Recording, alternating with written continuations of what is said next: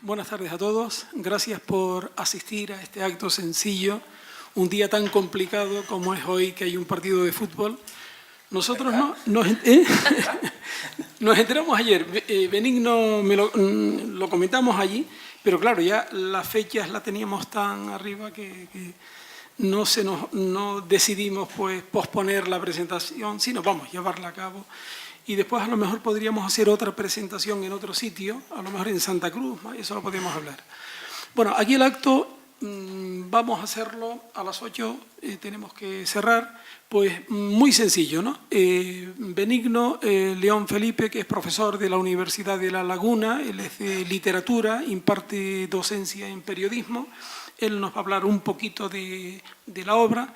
Y después Jenny es la que les va a explicar a ustedes las motivaciones internas que ha tenido y vamos, lo que le ha costado el esfuerzo investigador. Yo les puedo adelantar que es un libro enormemente interesante, que en Canarias sobre la transición no se ha escrito nada.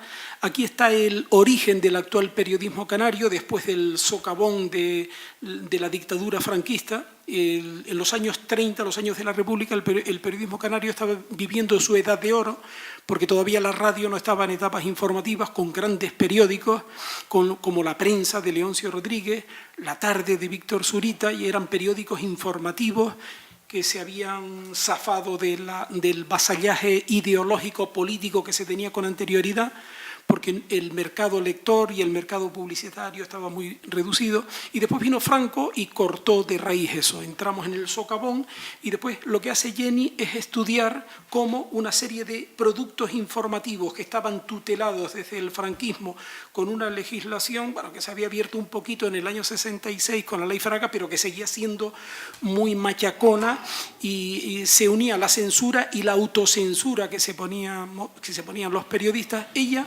va estudiando cómo ese periodismo se va recuperando, volviendo sobre sus pasos, y se van diversificando los periódicos. Bueno, ahora yo le doy la palabra al profesor Benigno León Felipe, y él nos va a decir 4 cosas sobre el trabajo de Jenny. Muy bien. Bien, gracias, Julio. Vale. Buenas tardes a todos. La presentación de un libro suele ser siempre un acto muy emotivo, y que hagan a uno partícipe de ese momento sin duda resulta muy grato. Por eso quiero, en primer lugar, agradecer a Jenny y a Julio, en este caso funcionando como editor, además de colega y amigo, su invitación para participar en esta última o ya penúltima o antepenúltima entrega de ediciones de Ensura. Pero además, presentar concretamente este libro me resulta también muy agradable por otros motivos. En primer lugar, porque la autora fue hace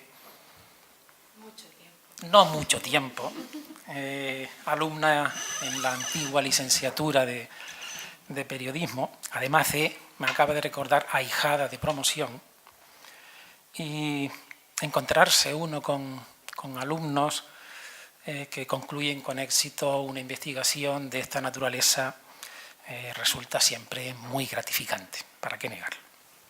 Y también porque este libro, como ya todos ustedes saben, es el resultado de una excelente tesis doctoral defendida hace poco más de un año, creo, en la Universidad Miguel Hernández de Elche, y de cuyo tribunal, que le concedió, como también sabrán, la máxima calificación de sobresaliente cum laude por unanimidad, formé parte. Por lo tanto, en cierta medida me siento también un poco padrino de la criaturita, y por eso pues, me resulta doblemente grato. Cuando leí por primera vez este trabajo, en su formato de tesis doctoral, me llamaron la atención de entrada dos aspectos. Por un lado, la estructura del trabajo, perfectamente organizada, y por otro, una vez leído, que el tema quedaba totalmente agotado.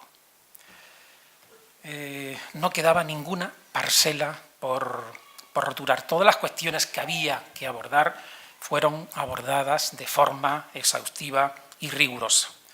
Pero al mismo tiempo, y es otro de los elementos que me parecen destacables, de una forma muy sintética, sin amplificaciones innecesarias, para espesar o engordar el trabajo, que es un vicio que se suele cometer con cierta frecuencia en este tipo de trabajos, y que Jenny supo evitarlo perfectamente. También recuerdo de esa primera lectura, o incluso antes de esa lectura, que me llamó mucho la atención, incluso me lo había ya dicho antes de terminarla, y me llamó mucho la atención el título, La transición, con minúscula, del periodismo tinerfeño 1975-1982. Es decir, la evolución experimentada por los diarios de Tenerife durante los años de la transición. Aborda, por lo tanto, por un lado, el tratamiento que los periódicos de Tenerife hicieron de algunos acontecimientos significativos de la transición, es decir, la transición en el periodismo tinerfeño, y por otro, el que subraya el propio título, es decir, cómo evolucionó y qué papel desempeñó la prensa en la sociedad tinerfeña durante ese momento crucial de la historia contemporánea de España. Me pareció desde el principio curioso, interesante y un acierto total ese juego que se plantea en el título entre ambas transiciones y que creo que refleja con precisión la hipótesis general de partida de la investigación y que Jenny formula, como es perceptivo en el capítulo introductorio, de la siguiente manera. A lo largo de los 7 años de la transición democrática, 1975-1982, en los que la prensa española pasó de un contexto dictatorial a otro democrático, los periódicos tinerfeños dejaron, poco a poco, de ser esencialmente bocas de salida de un mismo mensaje, el propagandístico del régimen franquista, con los matices diferenciales existentes entre unos y otros en función de la mayor o menor proximidad al orden establecido, para configurar un sistema informativo plural en el que, paulatinamente, fueron aflorando líneas editoriales cada vez más diferenciadas. La elección del tema es, además, y es otro de los aciertos, es además muy oportuno. Ya lo señalaba su director y editor, que es un tema que no había sido abordado en absoluto, pero además es oportuno porque ahora se ve resaltado el cuestionamiento que desde algunos sectores de la población y también desde algunas formaciones políticas se hace del propio hecho de la transición. Esa idea tan extendida de una transición modélica y en cierta medida también exportable a otros países en situación similar o con gobiernos en situación similar, se empieza a revisar y a debatir muy seriamente, sobre todo a partir, como sabemos, de 2011 con el movimiento 11M. Pero, aunque cada vez las voces críticas sean más significativas, como la del crítico, profesor y ensayista Jordi Gracia, quien señala en un artículo que pueden leer en El País, creo que es del año pasado, dice lo siguiente: no hay la menor duda, la transición constituyó una traición sangrante, despiadada a aquellas juventudes revolucionarias que, con la literatura, la ideología, los cómics, el ideario libertario, el comunismo maoísta o soviético, la cultura hippie y la contracultura entera, habían construido el programa de un futuro sin contar con una población no exactamente adicta ni a Rimbaud, ni a Lautréamont, ni a Fidel Castro, ni a Janis Joplin, ni a Allen Ginsberg. La población real, cuantificable, votó masivamente a Adolfo Suárez, compró desatadamente los abyectos libros neofranquistas de Vizcaíno Casas e ignoró los sueños de la grifa y la marihuana o los viajes de la psicodelia débil del principio y la heroína letal de los 80. O también la voz del profesor Germán Labrador, que posiblemente Julio conozca, gallego, quien tiene un extenso ensayo publicado también recientemente en ACAL, titulado Culpables por la literatura, imaginación política y contracultura en la transición española, 1968-1986, recupera y desarrolla, entre otros muchos planteamientos, la noción de transición bífida, que nos recuerda cómo, a lo largo del proceso de la transición, mientras algunos llegaron al poder, otros, muchos, se quedaron por el camino, fueron abandonados por esa transición ejemplar. Representan una juventud olvidada y destruida precisamente, en muchos casos, por su compromiso político.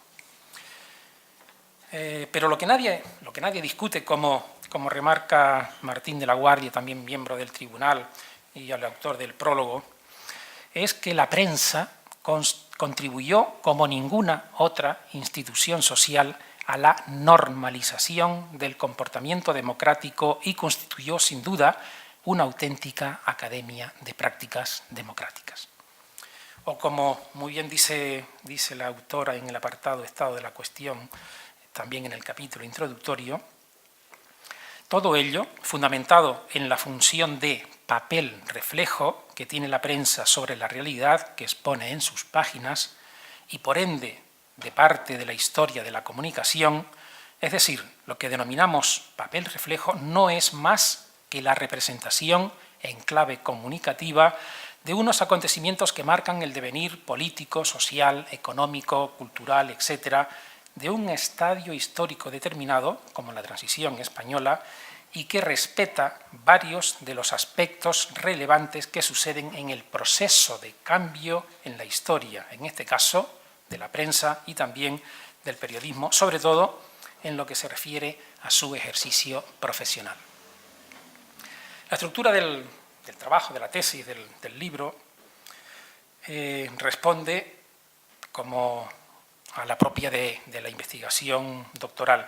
Se abre con ese capítulo introductorio que ya he señalado, con los apartados correspondientes, y en el que hay que destacar la formulación clara y precisa de los planteamientos, justificación, estado de la cuestión, las fuentes, así como de la metodología aplicada. Claridad y precisión que también, de la que también hace gala en el capítulo final de las conclusiones generales. Muy útiles son los dos primeros capítulos que se encuentran. El primero es un capítulo imprescindible y además diría que fundamental, sobre todo para aquellos lectores no muy conocedores de la prensa de Tenerife y de los rasgos particulares del periodismo insular canario, por cuanto reseña la génesis, las características y las tendencias ideológicas de los tres diarios analizados, el extinto vespertino de la tarde y los matutinos El Día y Diario de Avisos. Y el segundo capítulo también es un capítulo fundamental e imprescindible para conocer el marco legislativo al que tenía que ajustarse la prensa en la época y que por lo general son cuestiones, son contenidos, son informaciones que no suelen ser conocidas o lo son de una forma muy superficial. Los capítulos del 3 al 10 desarrollan el análisis de los 8 hitos seleccionados y conforman la parte más laboriosa y descriptiva del trabajo.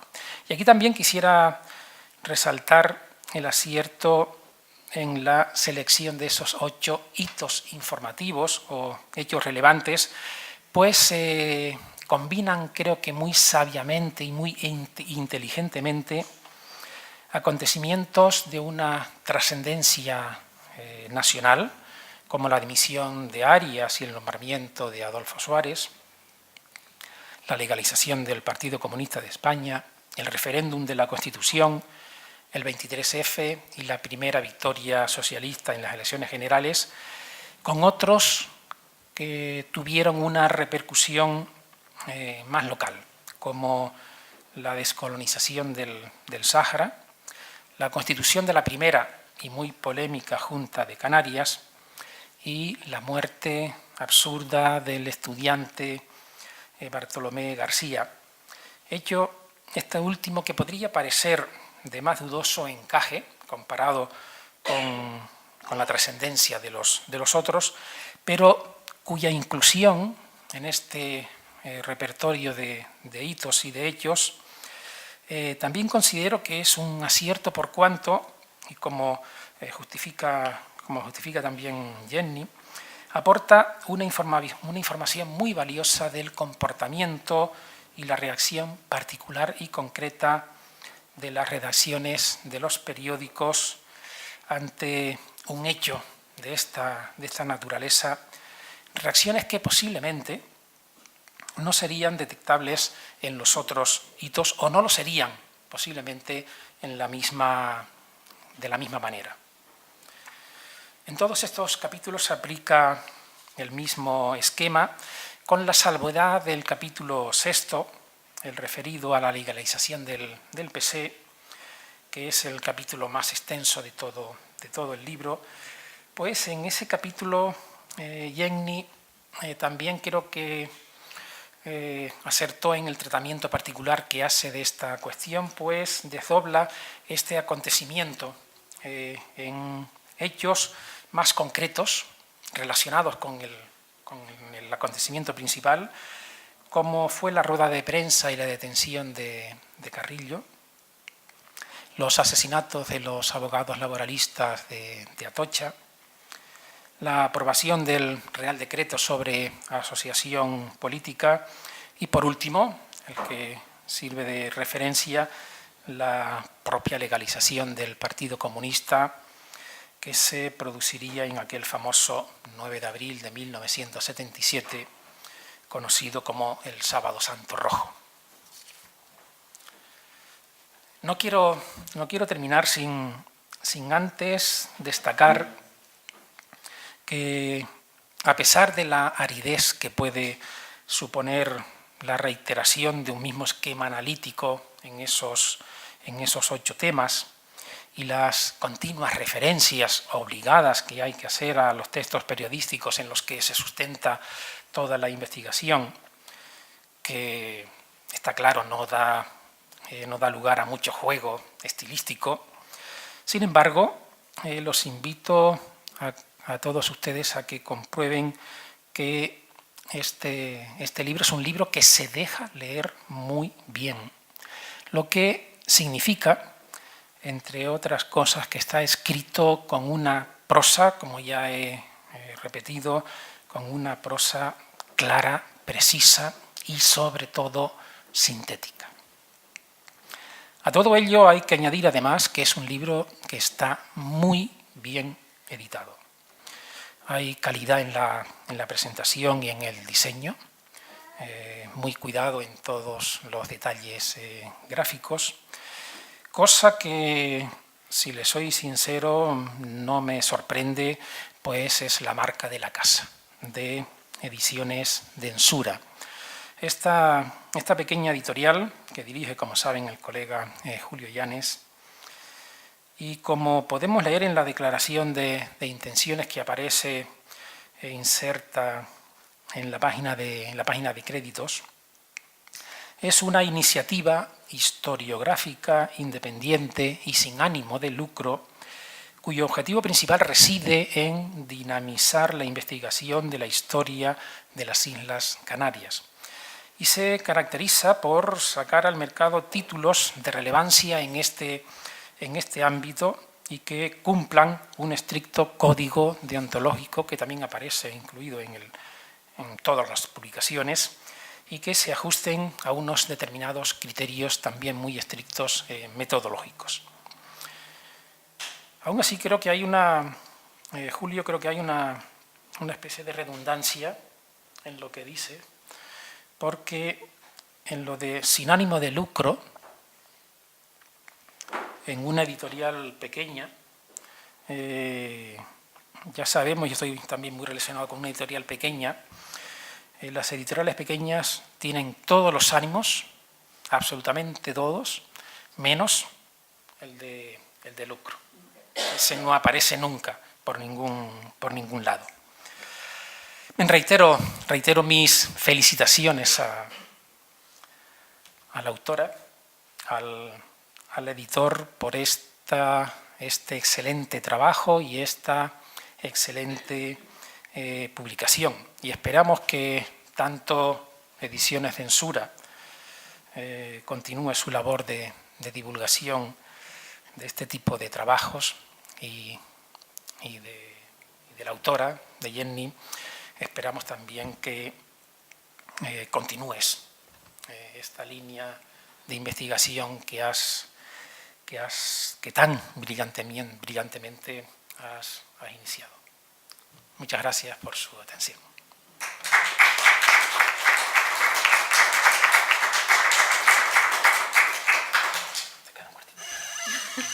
Bueno, me toca a mí, pero no les voy a cansar demasiado. Antes que nada, darle las gracias primero a Julio y también a Benigno, no solamente por acompañarme esta tarde aquí, sino porque también me han acompañado en el largo proceso de elaboración de esta tesis, sobre todo Julio desde el inicio y Benigno ya en esa etapa final, pues prácticamente animándome, que ya se veía la luz al final del túnel, pero ha costado. Porque esta tesis al final no deja de ser el resultado de muchos años de trabajo. Esto comienza hace prácticamente 5 años, recordando la frase de Julio y de toda la gente que se dedica a la investigación, de que hay que crear un surco y que ese surco hay que seguir cavándolo y hay que sembrar y que tiene que florecer y elige tu surco. Y yo ahí había algo que tenía claro y es que había una etapa que aunaba dos cosas que a mí me gustan, que es la legislación, el derecho, en lo que me he formado, y el periodismo. Y además también era una etapa que era confusa porque era cercana a mí, pero yo no la había vivido. Y era lo que pasaba con la transición.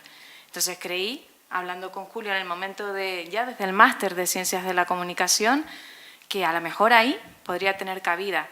Y es verdad que me sorprendió muchísimo que esta etapa apenas tuviera ningún tipo de estudio, ningún artículo, nadie había centrado su observación en ella. Y yo digo, bueno, pues entonces este es mi surco. Y ahí empecé poco a poco. Es una tesis doctoral, es decir, aquí el resultado, y lo agradezco muchísimo y que lo resalte Benigno, es maravilloso para mí que diga que se deja leer, porque esa era una premisa que yo tenía, porque de nada vale que uno investigue, que uno tenga conocimientos, pero si no lo sabes trasladar o si los que están ustedes ahí no les llega, pues en realidad para mucho no sirve, ¿no? Entonces, de nada vale rellenar páginas y páginas si no tiene al final un final que es hacerles comprender lo que ha sido esta evolución del periodismo. Es verdad que el periodismo es muy distinto en el año 75 al resultante del año 82. Es verdad que la legislación en el 75 era muy diferente a la del 82 y eso había que contarlo y había que contarlo de una manera rigurosa. Había que ir a los medios y a cosas que a ustedes y a todos nos puedan sonar de algo. Todos tenemos en la mente el 23F, muchos de nosotros no lo hemos vivido, otros sí, pero lo tenemos en la mente. Todos recordamos a ese momento en el Congreso, pero prácticamente la gente no recuerda las portadas en sí y ha sido apasionante, de verdad, coger todos esos periódicos, ir a la hemeroteca y descubrir lo que se contaba y poderlo trasladar, investigar, ver las diferencias entre un medio y otro, con qué medios contaban mis compañeros en ese momento, porque era muy difícil hacer periodismo cuando no se podía hacer periodismo, porque no había libertad para hacerlo, había una autocensura feroz a inicios de la transición y luego en el 82, por ejemplo, o en el 81 con ese golpe de Estado, cómo empieza la sociedad a despertar de un letargo que duraba ya muchas décadas. Y los periódicos son ejemplos que están ahí, que se escribieron en esos días y que no hay nada que los haya cambiado con posterioridad. O O sea, son testigos directos de lo que la gente vivió y al fin y al cabo también sufrió, y es lo que tenemos que aprovechar para extraer la historia viva. O sea, no hay mejor historia que la contada por los medios de comunicación, porque es el directo, ¿no? Entonces, no les quiero enrollar más, ya me estoy enrollando, dije que no lo iba a hacer.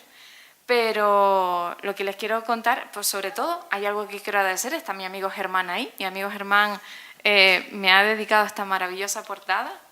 Además, siempre que lo llamo levanta el teléfono y no tarda nada en hacer realidad estas maravillas. Y también todos los que están ustedes aquí, la mayoría me conocen y saben el esfuerzo y la dedicación que le he dado a este trabajo, pero me gustaría que se fueran con la idea de que esto no es un libro simplemente que es un ladrillo que no sirve para nada, todo lo contrario, porque la función de este libro... Mira, Julio me está mirando mal. No, porque la gente cuando ve un libro de investigación se asustan, ponen reparos, pero es un libro que hay que leer, sobre todo los compañeros de la profesión y aquellos que tengan un pequeño interés en el cómo ha sido nuestro pasado más reciente, para poder entender no solamente lo que vivimos, sino hacia dónde vamos. Yo creo que eso es fundamental. Y en el periodismo también, y a los compañeros periodistas, que ahí tengo unos cuantos, es fundamental, porque al final necesitamos entender por qué las cosas están pasando como están pasando. Y si nos retrotraemos hacia el pasado, a lo mejor podemos entender algo de lo que ocurre. Y esa es una manera. Yo voy a seguir con mi surco, voy a seguir plantando. Esta tarea le queda una segunda parte, que es con los diarios de la provincia de Las Palmas. Será algo más relajado, artículo por artículo, algo más tal, pero en su momento mi intención es que llegue a ser un estudio global del periodismo, bueno, del periodismo que se hacía en la transición y de la transición del periodismo canario. Y sin más, no quiero darles más la lata. No sé si tienen alguna pregunta o algo. Sí.